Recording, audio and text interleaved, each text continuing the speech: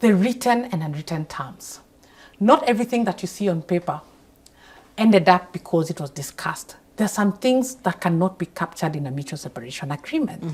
So what are the written and unwritten terms in a mutual separation agreement? That is what this episode is going to focus on.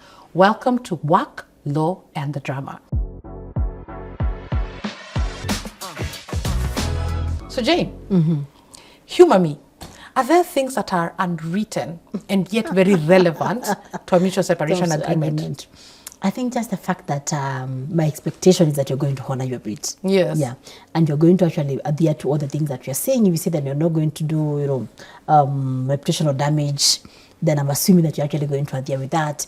If you're saying you're going to pay BCD, then I'm assuming that you're going to actually adhere with the BCD.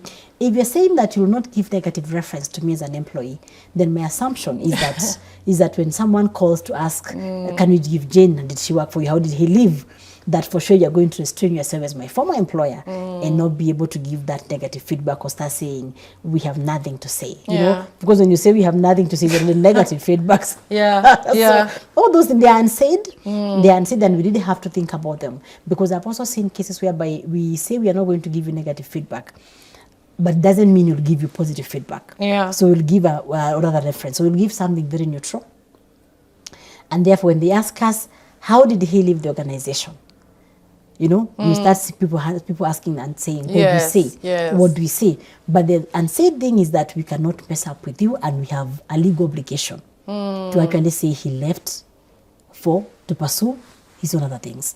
Because I don't know now what happens. We can't say it was a mutual separation. Of course. We no longer require the role. You know, that bit, tell me from a legal perspective. It's very interesting you say that, because it then makes me wonder what should remain unwritten. From a legal perspective, I would want everything written. Exactly. Would you believe that? I would want everything written. From the reason you're actually mutually separating to will you give me a reference letter? Will there be confidentiality? And understand why, perhaps from a HR perspective, there are certain things that may be unwritten, and there are certain things that definitely must form part of. But the ones that you have just said are key. The ones that you have just said, like, will you give me a reference letter? Will you give me a BCD? Those are minimum they must be. It is how they're going to be implemented. Exactly. And who will be on that desk that particular day? Because I could be the one who handled, but by the time you're coming to us for that particular reference, it could be someone else in that desk. They're just looking at your file, and they can just see we had enough minutes, we had I don't know what before we got to this particular aspect. And they're wondering, how do I recommend Jane doing all this? Yes. So I would say what is unwritten would ordinarily, by unwritten I mean unwritten in the agreement or the contract itself. And that's why I keep saying HRs must always consult with lawyers, because even a mutual separation agreement is a contract. And who is taught how to draft contracts? It's lawyers. But the unwritten part would be the process around it. It may not form part of the mutual separation agreement in terms of the terms therein, but we must know that this was actually followed. I think number two, when I think about mutual separation agreement and the unwritten terms, is the context. Allow me to now talk about the case that I handled. I had a client who came to me, and he was a general manager of a particular organization, and a new CEO was brought in from South Africa. So when the new CEO came in, the CEO did not want to work with this GM because he wanted new blood. So what did he start doing? Meetings started happening, but without the general manager. Wow. And the team that the general manager was heading would be met by the CEO in his absence. The CEO would ask for reports from other people and even give feedback on those reports without involving the general manager.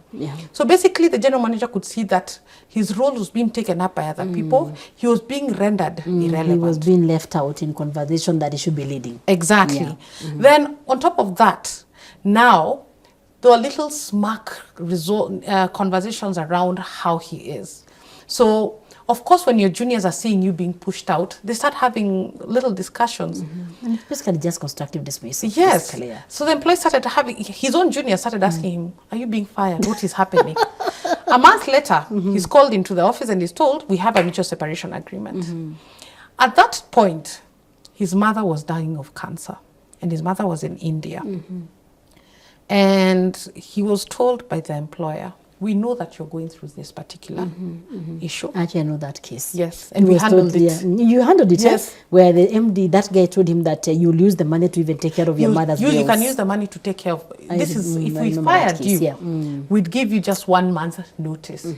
But if we let you go and give you this 1.5 million, we can actually then, you can actually use it to take care of your mom. And of course, he was put between a rock and a hard place. Between the 1 month notice and this 1.5 million that I need to take care of my mother, and I don't know the next time I'll get a job, which one would I take? So he ended up signing the mutual separation agreement. Wow. So when he came to me, those were some of the things that we looked at, and the court looked at it as well. And you remember in the response, the court, they started saying that he was not performing. And the court asked, where was that? Why was that not documented? So when we are talking about unwritten terms, the court will also look at the circumstance around why this person signed the mutual separation agreement. Were the circumstances so bad around them that they were left with no choice? Yeah. So that is an unwritten term. It was under duress. Yes. It was under duress. They didn't have a choice to say, to choose it. Do I stay? Do I sign? Do I not? And even if they negotiated, it was too hostile for them to negotiate. It was too hostile. And the employer used external circumstances to push them towards blackmail that. them, So it may not necessarily form part of the mutual separation agreement, but it definitely is something that is unwritten and can be used to determine whether it was fair or not. Let me just say something to the HR people and the employers, basically. So fairness is not a value. It's not something that we just do for the purpose of doing it. Yeah. Fairness for us is a responsibility. It's actually part of our work. So as you deal with some of these things, it's very important that you make fairness as part of where you are paid, to advise and to even, because sometimes you see some of these case law files and you're like, maybe you should even start suing the HR people, because then you're wondering, how did you advise that this should happen? Yes. And just talk about what must be written and not written. For me, I will agree with you that we should put as much as we can in the mutual separation agreement. Why? Because when it is not written, even sometimes for someone telling you that we are going to allow you to use the medical cover for the next, until it expires, or for the next 3 months, but you're not putting that in the agreement. We are going to extend your, I don't know what, we are going to let you have the laptop for the office, but it is not in the agreement. You can go with it. When that changes, for whatever reason, it was not written, it can cause a lot of anger and a lot of bitterness, and a lot of mistrust in the whatever. Yeah. So and some of the, even how you handle the person, are you embarrassing them, whether it is written or not written? Are you embarrassing them, or are you just treating them with dignity, and just knowing that your work is actually to have a very smooth separation that does not cause havoc to even the guys that are remaining in the organization. Wow. So back to Stella. I like that. Should we sue HR? I like that. I think we should. Some of them need to be sued. I think there's need for responsibility for their decisions. Let me just come back before my people in HR beat me up. What we need to do is train the HR in the policies and procedures and the legal, so that then we are able to ensure that the HR people fully understand the separation process, and they are also okay knowing that asking is not a weakness. It is not. I have friends like Stella. Sometimes they don't charge you. I'll call her and she'll just be able to advise me. So just don't have friends in HR. Expand your network. Be able to even get paid advice, legal advice, and even insist as a HR that for this particular one, I think it would be cheaper to comply, and therefore let's talk to a legal person to advise us on then how do we proceed. Otherwise, it's very embarrassing when we see my name as a HR one of that particular case. Exactly. And it's much cheaper to actually get a lawyer at the point of the mutual separation agreement, as opposed, and maybe that's an unwritten issue. It's much cheaper to get a lawyer at the point of trying to comply and draft a lawful mutual separation agreement than to get one when you're in court. Exactly. Thank you so much. We really appreciated and enjoyed this session. I hope you also did.